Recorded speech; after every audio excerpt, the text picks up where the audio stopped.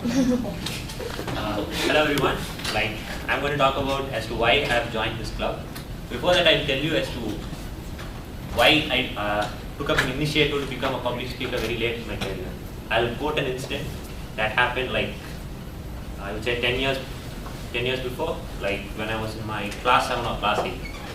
What happened was I was asked to deliver a speech in front of a group of 200 people. I think that was the first time I did that. And actually I rehearsed it very well. And the weird thing that happened was, the moment I stood in front of my mic and started delivering my speech, it didn't sound like my voice. I found it very weird. And for the next 2.5 minutes, like it was like as if my voice had changed. It was sounding very different to me. And probably I felt even the audience would feel my voice sounds very funny. And probably that kind of incident actually developed a mental block in me. And I tried to avoid any opportunity to like make a presentation or a public speech.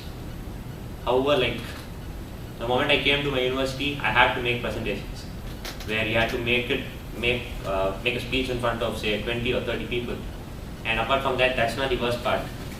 People would ask you questions, and you have to like talk very impromptu, think on the spot.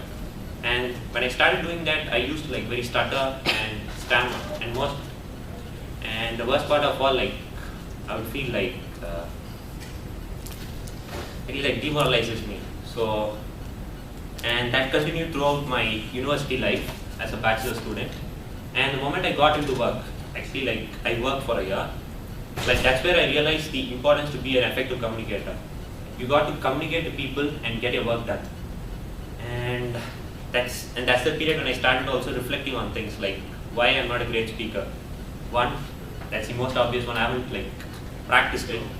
And second, I realized that I don't have a very, a very powerful voice. Most of the time, like the moment I hit a high pitch, like my voice breaks.